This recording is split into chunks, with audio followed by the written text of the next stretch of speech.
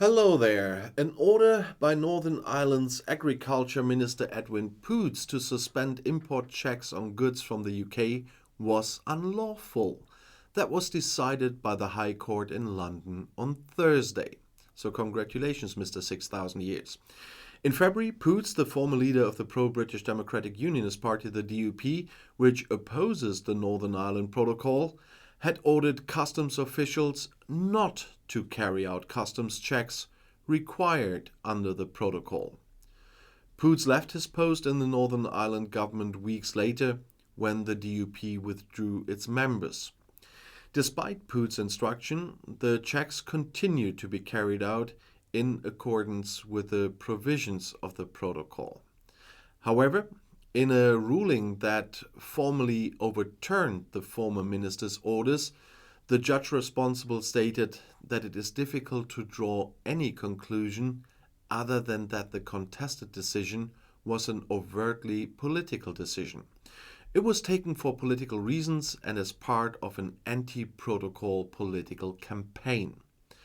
Poots had argued there were no easy answers when the law demands one thing and politics demands something else.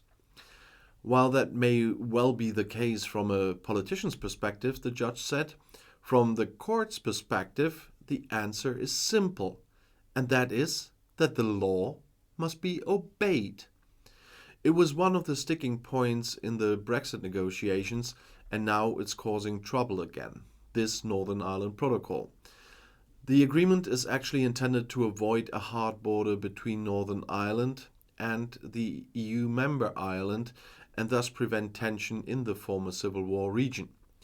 Great Britain is now planning to unilaterally terminate parts of the protocol. The government of Prime Minister Boris Johnson introduced a corresponding law into the British House of Commons that time. It was on June 13th. And the reason was the victory of the Irish Nationalist Party Sinn Féin in the general election in Northern Ireland. After Brexit, there was a big dispute over the border between the north of the Emerald Isle, which at the moment belongs to the United Kingdom and is recognized as that, and the EU member Ireland. The Northern Ireland Protocol was intended to prevent the further escalations. There should be no hard border between Ireland and the rest of the Irish island. According to fears in Brussels and London, this would jeopardize the 1998 Good Friday Agreement, and that one has ended the decades-long Northern Ireland conflict. In order to keep the land border open, Northern Ireland continues to follow the rules of the European single market. Since Brexit, these no longer apply to Great Britain. EU customs duties apply to goods entering Northern Ireland from another part of the UK or from a third country, because they could get to Ireland and thus the EU via the open border. As a result, goods coming into Northern Ireland from other parts of the UK must be checked at the sea border by UK customs. In order to introduce the goods checks, transitional periods were created after Brexit. However, Great Britain had repeatedly, unilaterally extended these deadlines and postponed them indefinitely. And critics complain the supply of Northern Ireland would suffer due to the de facto border within Great Britain.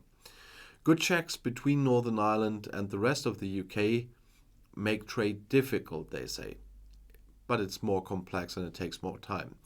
As a result, concerns about new attacks, and especially by those extremists, are growing again. Some time ago, the British government presented its bill to amend the Northern Ireland Protocol in Parliament, and in connection with this, it wants to abolish most of the custom checks between the north of the Irish island and the rest of the United Kingdom stipulated in the Brexit Treaty. And the reason for this, as I said, is on May 5th, the Irish Nationalist Party Sinn Féin won the parliamentary elections. The party was once considered the old political offshoot of the terrorist organization IRA, and now they are the strongest force in Belfast for the first time. This is threatening for London because the party wants secession from the UK and have a unification with Ireland. However, the formation of a government in Northern Ireland is currently failing, and the alleged reason is the Northern Ireland Protocol of the Brexit Treaty and the Good Friday Agreement, which has secured the peace in Northern Ireland since 1998. According to the Good Friday Agreement, the government in Belfast must be formed jointly by nationalists and unionists. In other words, the election winners must form a government together with the second strongest force, the pro-British DUP, the Mr. 6,000 Years Party. They are opposed to the special status for Northern Ireland enshrined in the Brexit Agreement and are refusing to join the government, but in reality they just do that because they got on second place. But they still demand either the Northern Ireland Protocol or the Good Friday Agreement.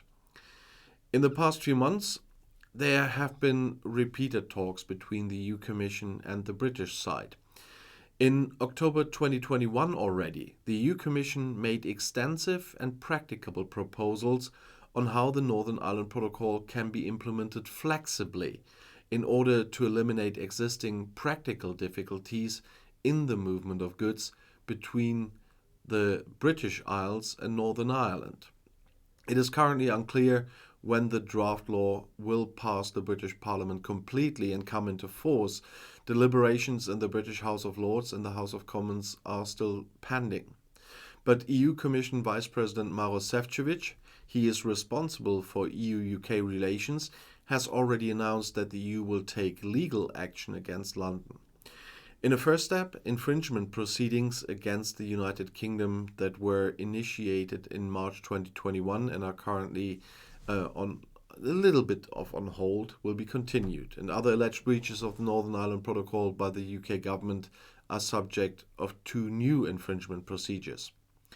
And Vice President Šefčovič underlined again that compliance with the Northern Ireland Protocol is a basis for trade relations and cooperation in many areas between the EU and the UK. Both sides had regulated this in the Trade and Cooperation Agreement, which came into force in May 2021.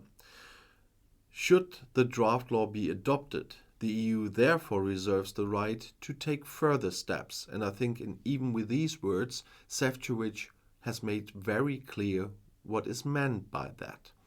And I'll see you in my next video. I'll be back.